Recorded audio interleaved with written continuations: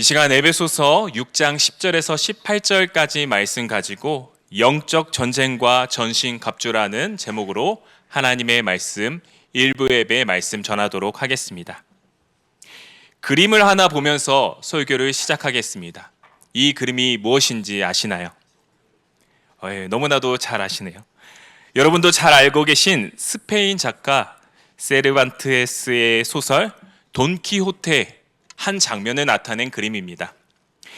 이 기사도 소설에 심취한 한 늙은 남자가 풍차를 향해 그 풍차를 괴물로 착각하여 돌진하고 있는 장면을 그림으로 나타낸 것인데요.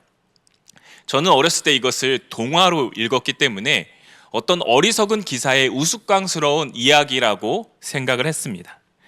그러나 이 작품은요, 17세기 스페인, 이 스페인 사회의 무기력함을 고발하는 내용이었어요. 세상은 이미 계속해서 발전하고 변해가는데 여전히 낡은 기사도 정신에 휩싸여 현실을 보지 못하는 사람들을 풍자하는 것이 바로 돈키호테라는 소설이었습니다. 제가 이 그림으로 설교를 여는 이유가 있어요. 오늘 이 시대 세상이 우리 교회와 기독교인들을 마치 돈키호테와 같이 바라보고 있지 않나 생각이 들기 때문입니다. 왜 우리를 돈키호테처럼 바라봅니까?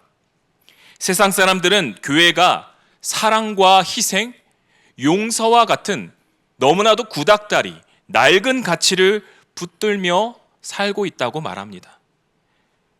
AI, 휴머노이드, 양자 컴퓨터, 이토록 빠르게 변하는 시대에 세상이 미덕으로 여기는 가치는요, 효율, 성공, 무한 경쟁이라는 가치예요. 그런데 그리스도인은 보이지 않는 하나님 나라를 위해 산다고 말합니다. 황금 같은 주말에 이렇게 예배하고 봉사하고 헌금하는 것이 그들의 눈에 보이기에 시간 낭비, 돈 낭비, 체력 낭비라고 생각하는 것이죠. 그래서 세상 사람들은 이렇게 말합니다.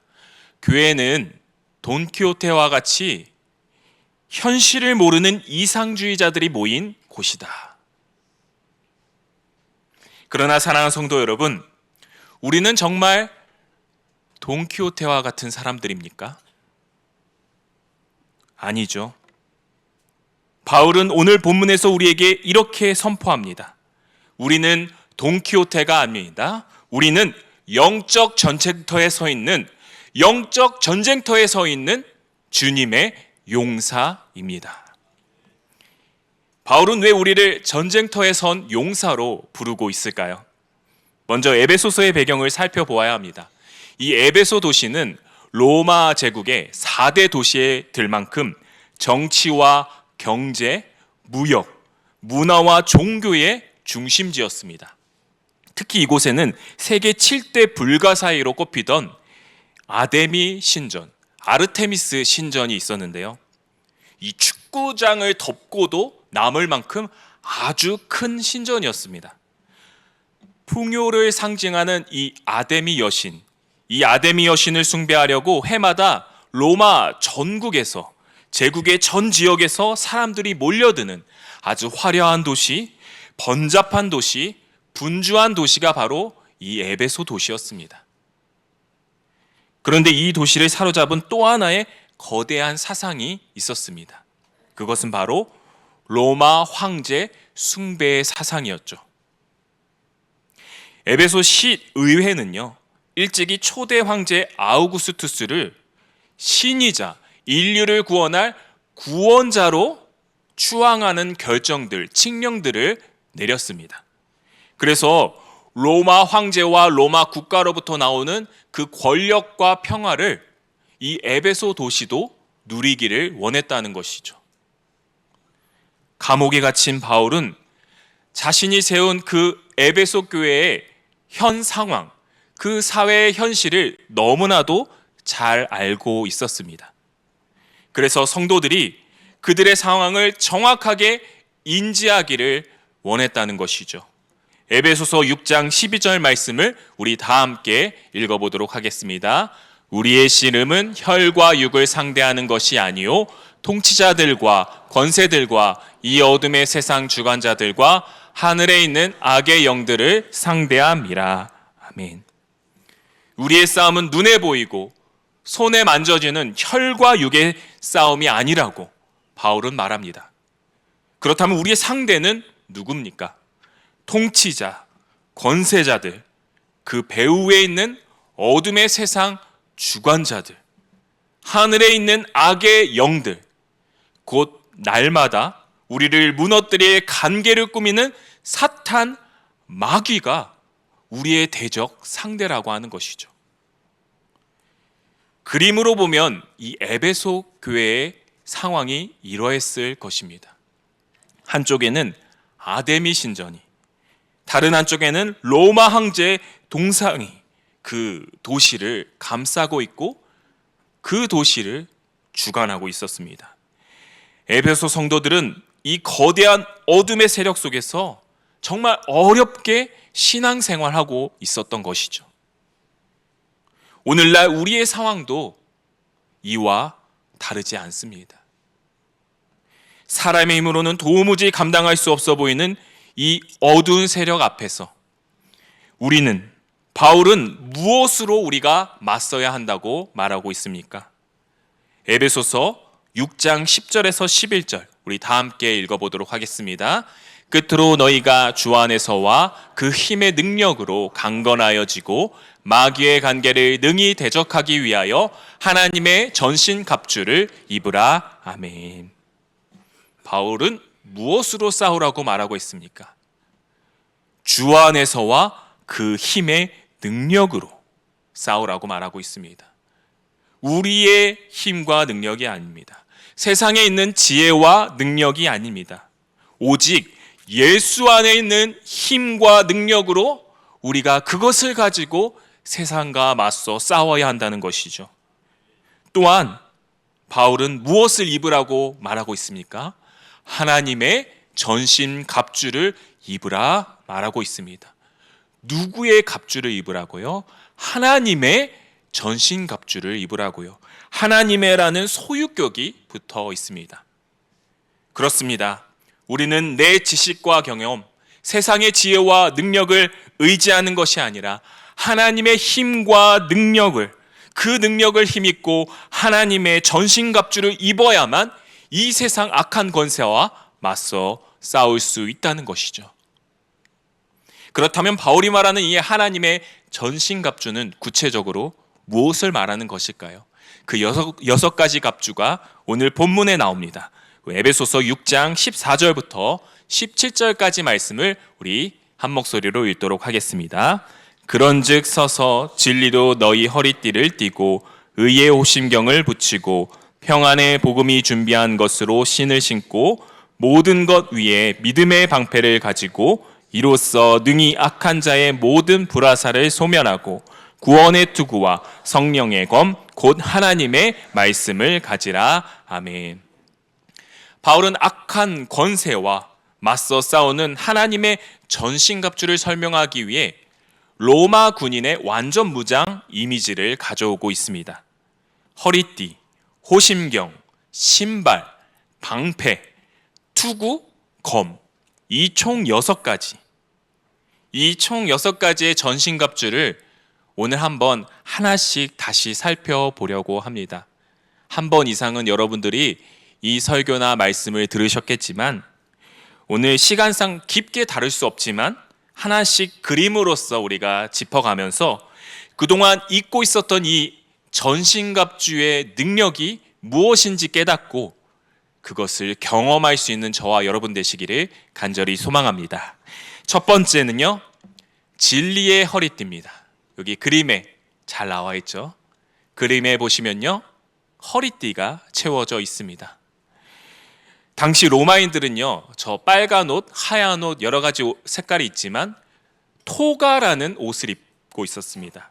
일종의 통옷이고 원피스였어요. 남자들도 바지, 셔츠를 입는 것이 아니라 이렇게 원피스와 같이 하나로 된 통옷을 입고 살았습니다. 이게 일상생활에서는 편했지만 거친 그런 활동을 하기 위해선 좀 불편했어요. 걸리적거렸어요.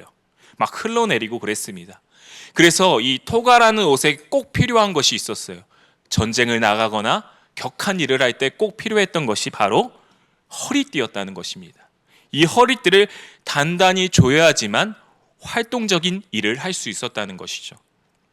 눈여겨볼 것은요, 바울이 하나님의 전신갑주를 설명할 때 멋있는 검이나 방패를 먼저 소개하지 않았다는 것입니다. 제일 먼저 무엇을 소개하고 있습니까? 허리띠를 소개하고 있다는 것입니다. 역도 선수가 힘을 모으려고 복대를 차지 않습니까? 이 복압과 허리의 힘이 있어야 무거운 물건을 들 수 있다는 것이죠. 모든 공격과 방어의 힘이 이 허리와 배에서 나오기 때문에 허리띠를 강조하고 있다는 것입니다. 그런데 그냥 허리띠가 아닙니다. 무슨 허리띠라고 말하고 있습니까? 진리의 허리띠라고 말하고 있습니다. 진리는 헬라어로 알레테이아. 이 단어는 머리로 아는 지식이 아니라, 그 머리로 아는 지식뿐만 아니라 삶의 전체 전인격적인 것을 아우르는 진실함까지 포함하는 단어입니다. 그러므로 바울이 말하는 진리의 허리띠는 하나님의 진리 위에 굳게 선 삶, 더 나아가 하나님 앞에서 진실함, 하나님 앞에서 진실하게 사는 삶을 의미합니다. 허리띠는 우리에게 어떤 힘을 줄까요? 이 진리의 허리띠는 우리에게 어떤 힘을 줍니까? 마귀는 언제나 우리에게 거짓과 위선으로 다가옵니다. 거짓의 압이잖아요. 세상은 거짓과 위선은 때로 영리한 전략처럼 말할 때가 많이 있습니다. 거짓말하는 거, 있는 척하는 거, 그것 또 하나의 전략이다.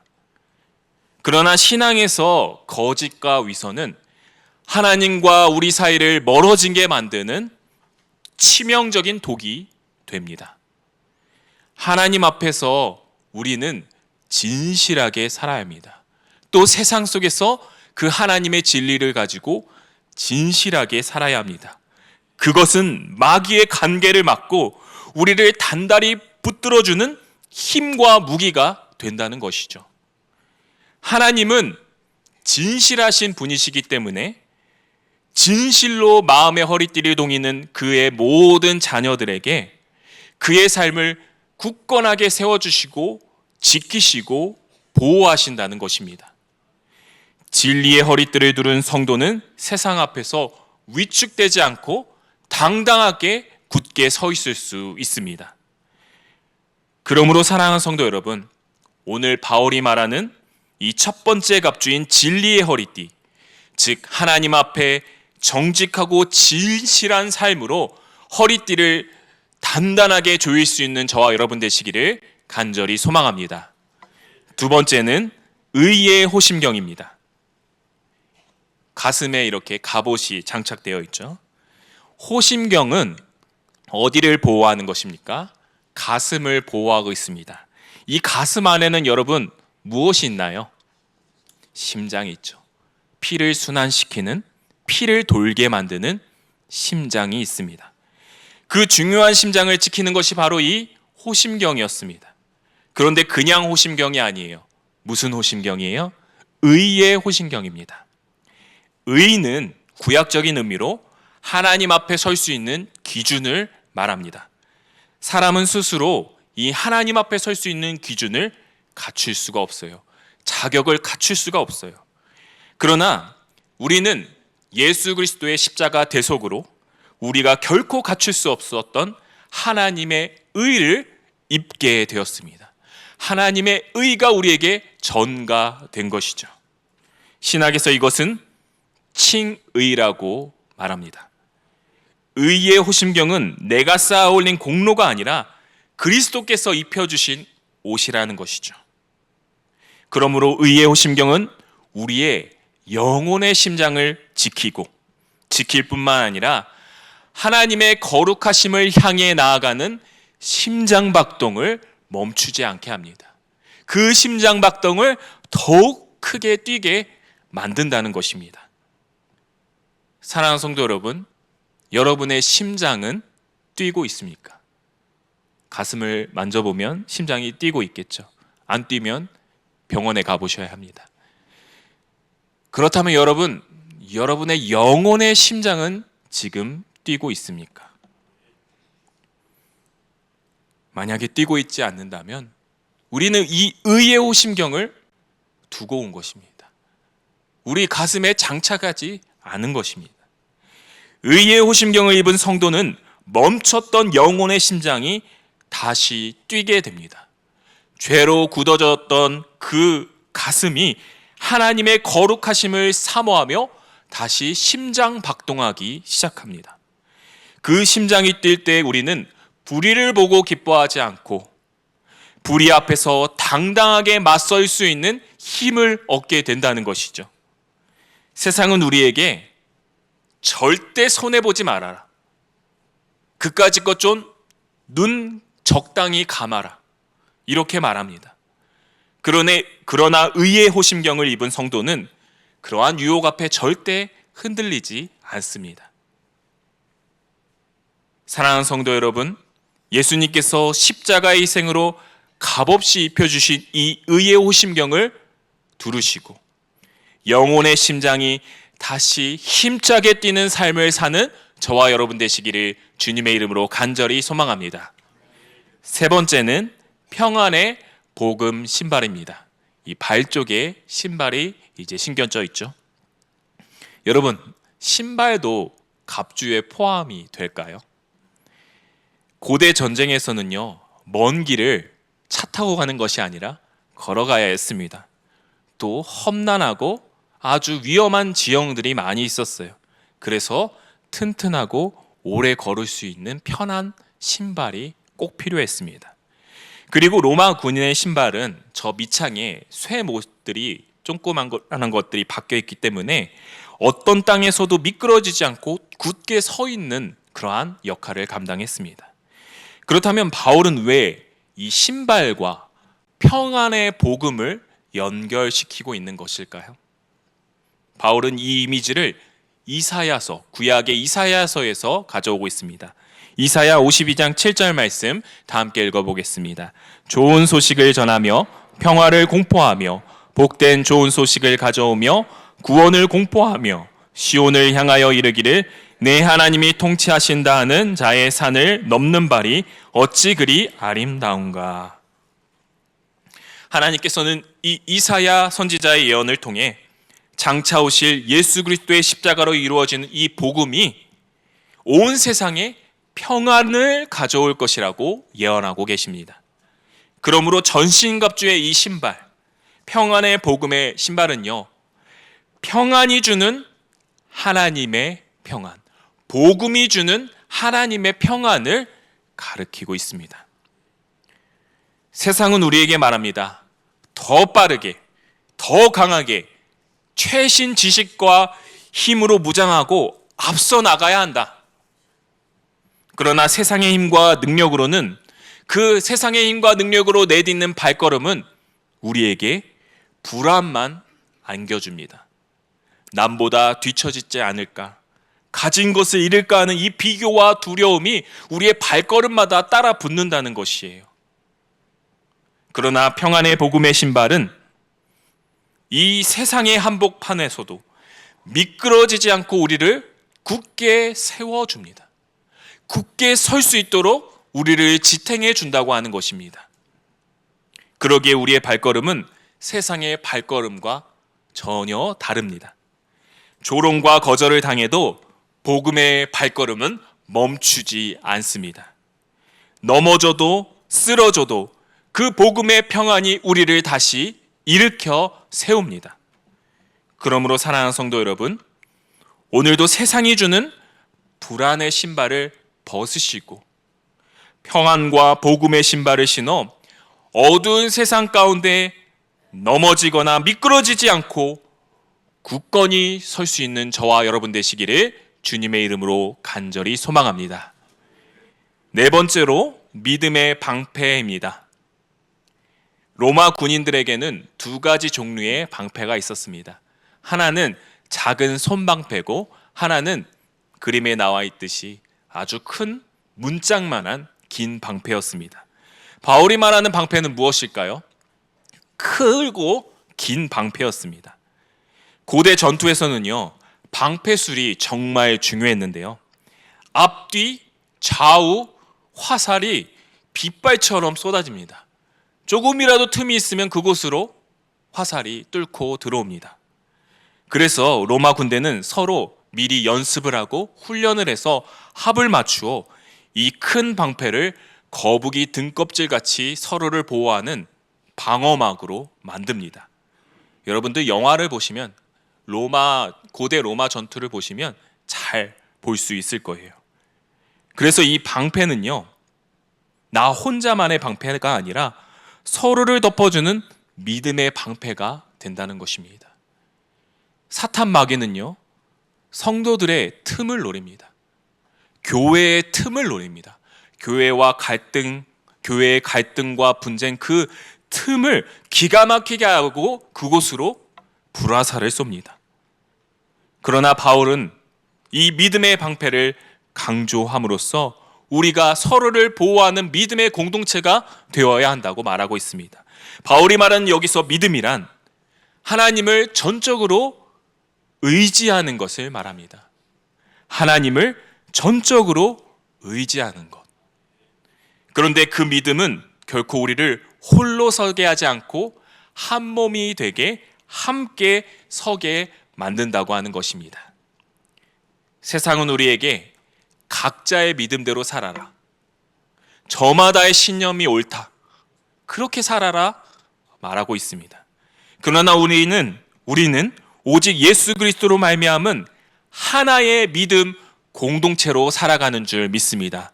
우리는 한 믿음으로 살아갑니다. 오직 예수 그리스도로 말미암은 한 믿음으로 살아간다는 것이죠. 훌륭한 로마 병사는 목숨이 다하는 순간까지 이 방패를 놓지 않는다고 합니다. 화살에 맞아도 방패를 놓지 않는다고 합니다. 왜요? 서로를 지켜주는, 끝까지 지켜주는 방패막이 되기 때문입니다. 옆에 있는 성도의 믿음이 흔들릴 때 내 믿음의 방패가 그 틈을 막아주고, 내가 믿음이 흔들릴 때 옆에 있는 믿음의 동료의 믿음의 방패가 나를 보호해주는 믿음의 방패. 이러한 믿음의 공동체 앞에서는 어떠한 마귀의 불화살도 뚫고 들어올 틈이 없다는 것입니다. 사랑하는 성도 여러분, 하나님을 온전히 신뢰하는 그 믿음의 방패, 나 혼자만의 믿음이 아니라 서로를 일으켜 세우는 이 믿음의 방패로 마귀의 그 어떤 불화살도 소멸하고 세상 가운데 당당히 맞설 수 있는 저와 여러분, 우리 믿음의 공동체 연희교회 되기를 주님의 이름으로 간절히 소망합니다. 5번째, 구원의 투구입니다. 여러분, 투구는 무엇을 보호합니까? 머리를 보호하죠. 그럼 머리의 안에 뭐가 있습니까? 뇌가 있죠. 그래서 오토바이를 탈 때 뭐를 써야 돼요? 헬멧을 써야 되고, 공사 현장에서 꼭 뭐를 써야 됩니까? 헬멧을 써야 합니다. 안전모를 써야 하죠.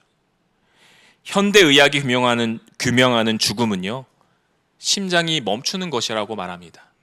그러나 여러분, 뇌가 죽어 있다면 뇌사 상태에 빠지는데 이것은 기능적으로 죽어 있는 것이죠. 살아도 산 것이 아닙니다. 바울은 구원이 우리의 영혼의 머리를 보호한다고 말하고 있습니다. 바울이 말하는 구원은 두 가지 측면을 가지고 있는데요. 아까 말한 칭의, 그리고 다른 한 면은 성화를 말하고 있습니다. 칭의는 예수님을 나의 구주로 고백하는 그 순간 하나님께서 단번에 우리를 의롭다 칭하시는, 선언하시는 것을 말합니다. 이 구원은 결코 취소되거나 흔들리지 않습니다. 또 하나의 구원의 측면은 바로 성화입니다. 성화는 우리가 이 땅에서 예수님을 닮아가는 과정을 말합니다. 우리의 구원을 이루어가는 과정을 말하는 것이죠. 구원의 투구는 이 칭의와 성화, 구원의 두 측면이 보호되도록, 공존하도록 함께 보호합니다. 단번에 얻은 이 칭의가 손상되지 않도록 지키는 동시에 매일 조금씩 예수님을 닮아가는 이 성화의 여정이 끝나지 않도록 우리를 지키고 보호한다는 것이죠. 그렇다면 구원의 투구를 쓴다는 것은 구체적으로 무엇을 가리킵니까? 그것은 바로 예수 그리스도를 우리의 머리로 삼는 것을 말합니다. 머리는 우리 몸의 가장 높은 곳에 있고 우리의 모든 신체 기관을 제어하는 중앙 제어 장치입니다. 세상은 끊임없이 우리에게 스스로 판단하라고 말합니다. 너희의 뇌로 생각하고 판단하라. 그러나 구원의 투구를 쓴 성도는요, 내 생각과 내 감정이 아니라 예수 그리스도께서 내 삶의 머리가 되어서 예수 그리스도께서 내 삶을 이끄시도록 맡겨드리는 것을 말합니다. 그럴 때 우리의 영혼은 늘 깨어있게 되고 하나님을 최고로 여기는 가치를 잃어버리지 않게 된다는 것이죠. 사랑하는 성도 여러분, 오늘도 예수 그리스도를 우리의 머리, 구원의 투구로 삼고 흔들리지 않는 구원의 확신, 날마다 새로워지는 성화의 삶을 경험하는 저와 여러분 되시기를 주님의 이름으로 소망합니다. 이제 마지막입니다. 성령의 검, 하나님의 말씀. 바울은 성령의 검, 곧 하나님의 말씀을 가지라고 말합니다. 여러분, 성령과 하나님의 말씀은 깊은 연관성을 가지죠. 성령님은 모든 성경의 저자이시기도 하지만 그 말씀을 우리에게 풀어주시고 기억나게 하시고 우리의 삶에 적용하게 하시는 주체가 되십니다. 본문에 나오는 이 검이라는 단어는요, 헬라어로 마카이라, 이 긴 대검이 아니라 짧은 단검을 말합니다. 바울은 전신갑주의 유일한 공격 무기인 이 칼을 왜 멋있고 긴 대검을 하는 것이 아니라 왜 짧은 검을 말하고 있을까요? 원래 고대 로마 전투에서는요, 방패와 창이 굉장히 효율적인 공격 도구였습니다. 바울이 하나님의 말씀을 단검으로 묘사한 이유는요, 우리에게 찾아오는 그 사탄의 공격이 그만큼 치밀하고 세밀하고 섬세하기 때문입니다. 히브리서 4장 12절에 보시면 하나님의 말씀은 살아있고 활력이 있어 좌우의 날선 어떤 검보다도 예리하여. 히브리서 기자의 고백같이 사탄의 치밀한 공격, 그 세밀한 공격을 도려낼 수 있는 것은 바로 예리한 하나님의 말씀뿐이라는 것입니다. 세상은 치밀한 전략과 교묘한 유혹으로 우리를 어지럽힙니다. 우리의 마음과 영혼을 뒤바꿉니다. 무엇이 옳고 그른지, 무엇이 진짜 사랑이고 거짓 욕망인지, 무엇이 열정이고 중독인지 우리의 마음을 흐릿하게 만듭니다. 그러나 하나님의 말씀은 살아있고 활력이 있어 무엇이 사탄의 전략인지, 무엇이 죄의 유혹인지 정확하게 그것을 쪼개어 우리를 분별하게 하십니다. 그러나 검이 무뎌져 있으면 아무것도 뵐 수 없듯이 말씀도 예리하게 벼려져 있지 않는다면 우리는 우리 안에 위선과 거짓을 도려내지 못합니다. 그러므로 우리는 날마다 건강한 신학과 건강한 성경적 관점을 가지고 하나님의 말씀의 검을 예리하게 벼려야 합니다. 사랑하는 성도 여러분, 바라기는 항상 하나님의 말씀을 바르고 건강하게 배우는 데 힘쓸 수 있는, 그래서 말씀의 검을 날카롭게 세울 수 있는 저와 여러분 되시기를 주님의 이름으로 간절히 소망합니다. 성령의 검, 하나님의 말씀의 검으로 세상의 어떤 전략과 유혹 앞에서도 그것을 정확하게 분별하고 우리의 믿음이 흔들리지 않도록 굳게 서서 맞서 싸울 수 있는 저와 여러분 우리 연희교회 공동체 되기를 주님의 이름으로 간절히 소망합니다. 오늘 우리는 거대한 악한 세력, 그러한 권세들 앞에 에베소 교회에게 하나님의 전신갑주로 싸우라는 이 바울의 권면을 살펴보았습니다. 1세기 에베소 교회 성도들의 싸움은 마치 이와 같았을 것입니다. 그림에 보시면 저 악한 세력 가운데 전신갑주를 입고 싸우는 병사의 모습이 나타나고 있습니다. 여러분, 이 싸움의 모습이 여러분은 가서 공격하고 쳐부수는 싸움 아니면 버티는 싸움 같습니까? 버티는 싸움 같죠? 그렇습니다. 바울이 지금 에베소서 6장에서 그리는 이 영적 전투는요, 공격이 아니라 수비에 가깝습니다. 실제로 바울은 에베소서 6장에서 계속해서 서라, 굳게 서라, 서라라는 단어를 반복하고 있습니다. 에베소서 6장 13절을 우리 다 함께 읽어보도록 하겠습니다.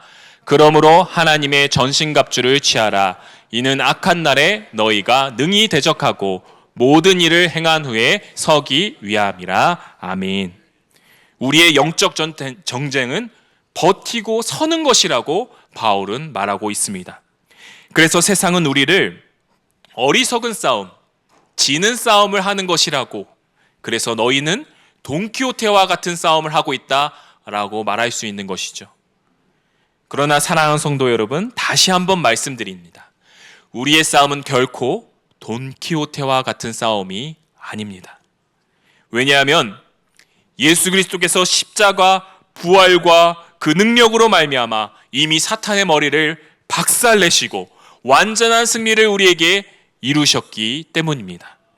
그러므로 우리가 오늘 벌이는 이 영적 전쟁은 승리를 얻어내기 위한 싸움이 아니라 이미 얻어진 승리를 지켜내는 싸움이라고 하는 것입니다. 사탄은 더 이상 우리를 멸망시킬 힘이 없습니다. 사탄의 유일한 무기는 정면으로 도전하는 것이 아니라 교묘하게 전략을 짜고 유혹하는 것입니다. 거짓으로 허리를 풀고 두려움으로 심장을 먹게 하고 불안으로 우리의 발걸음을 어지럽히고 세상의 성공으로 우리의 머리를 빼앗는 그러한 전략이 사탄의 공격 전략입니다.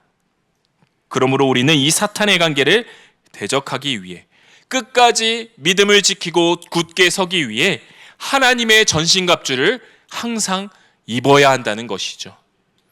말씀을 맺겠습니다. 사랑하는 성도 여러분, 오늘 사도 바울의 마음으로 또 감히 하나님의 마음으로 여러분들에게 전하고 싶습니다. 이 악한 세상 속에서, 이 어두운 세력 가운데서 지금까지 믿음으로 굳게 버텨 서 주셔서 너무나도 감사드립니다. 연희교회에 정말 어려운 일이 많았는데 끝까지 믿음으로 굳게 버텨주시고 굳게 서주셔서 너무나도 감사드립니다. 그러나 한 가지 더 권면드립니다. 지금까지 버티신 것처럼 하나님의 전신갑주를 입고 끝까지 버틸 수 있는 저와 여러분 되시기를 소망합니다.